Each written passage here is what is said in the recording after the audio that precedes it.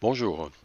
Voilà, c'était juste pour vous montrer une petite astuce que j'ai mis en application chez moi sur mon chariot de scie. Euh, comme j'avais constaté que ça coulissait pas très bien, donc je me suis inspiré des meubles que j'avais fait par le passé en mettant des petites roulettes billes sous mes meubles afin de pouvoir les placer aisément.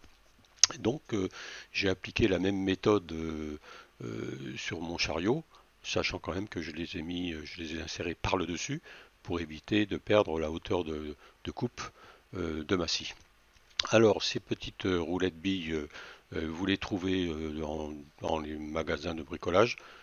Pour ne pas citer, c'est là où j'ai acheté, c'est chez Casto. C'est là que je les ai trouvées. C'est là que je les ai toujours achetées d'ailleurs. Alors Leroy Merlin, je ne sais pas s'ils le font. Enfin bref, le sujet il n'est pas là. J'ai inséré ces petites roulettes. Alors n'hésitez pas surtout à bien les insérer dedans.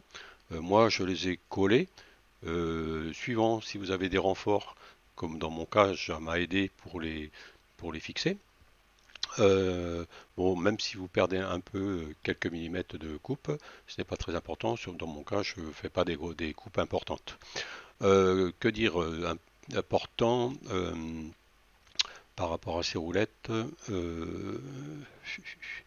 Ah oui, il y a une chose qui est quand même que j'ai constaté suite après utilisation, c'est qu'il ne faut pas hésiter à intercaler deux autres roulettes entre les deux, parce que en fait, quand vous avancez votre chariot, vous constaterez que vous avez les roulettes du bout qui sortent de la table. Donc, il est important de remettre un jeu de roulettes au milieu afin que vous restez bien sûr stable.